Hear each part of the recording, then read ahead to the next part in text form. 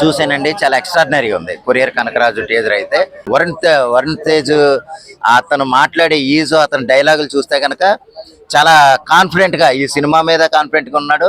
ఈ సినిమాలో యాక్ట్ చేసిన విధానం చూస్తే కూడా చాలా ఎక్స్ట్రాడినరీ అనిపించింది నాకైతే. ఇది ఫ్యాక్షన్ బ్యాక్ డ్రాప్ లో సాగే కథ కింద నాకు అనిపించిందండి కనకరాజు.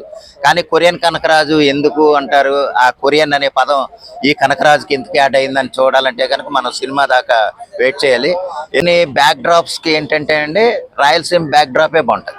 ఒక ఫ్యాక్షన్ నేపథ్యం, ఫైటింగ్ సాగే నేపథ్యం అయితే రాయలసీమ తీసుకుంటున్నారు. ఒక అందమైన ప్రేమ కథ అని ఉంటే కనుక కోస్తా తీసుకుంటున్నారు. ఏదేమైనా సరే నేపథ్యం కొంచెం బ్యాక్గ్రౌండ్ లో ఒక ఫ్యాక్షన్ తో సాగే డ్రామా కాబట్టి పెనుకొండ అనే ప్రాంతాన్ని ఎన్నుకున్నట్టుగా సినిమాలో టీజర్లను మెన్షన్ చేశారు. అదిరిపోయింది అనమాట ఆయన పెర్ఫార్మెన్స్. చాలా అవునండి, నేనైతే గెస్ట్ చేయలేకపోయానండి. గెస్ట్ చేసే విధంగా కూడా వాళ్ళు ఏమి హింట్ ఇవ్వలేదు. మన దానికోసం అయితే సినిమానే చూడాలి ఖచ్చితంగా. అవునండి,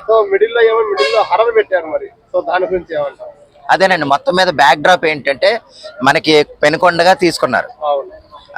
ఫైట్స్ నేపథ్యం అంతా కూడా ఫ్లైట్స్, హెలికాప్టర్లు, ఇదంతా కూడా కొంచెం హై యాక్షన్ డ్రామా కింద ఉంది. అట్ ద సేమ్ టైం ఏంటంటే హారర్ కూడా మిక్స్ చేశారు. ఇదేమన్నా హారర్ మిస్టరీ లేదా మర్డర్ మిస్టరీ స్టోరీగా సాగుతుందా లేకపోతే ఏంటనేది మనకు తెలియదు. కానీ ఫ్యాన్స్ని, మెగా ఫ్యాన్స్ని, అట్ ద సేమ్ టైం ప్రేక్షకులను కూడా ఆకట్టుకునేలాగా ఈ కొరియన్ కనకరాజు టీజర్ ఉంది. అందులో వరుణ్ తేజ్ మేనరిజమ్స్ బాగున్నాయి.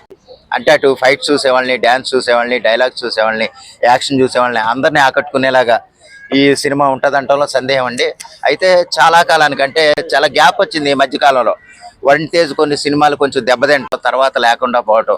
ఈ కొరియన్ కనకరాజు ఏంటంటే ఆ హోప్స్ అన్నింటినీ కొంచెం రికవరీ చేసేలాగా ఉంది. తర్వాత ఏంటంటే బ్లాక్ బస్టర్ అయ్యే అవకాశాలు కూడా ఈ టీజర్ చూస్తే మనకు అర్థమవుతుంది.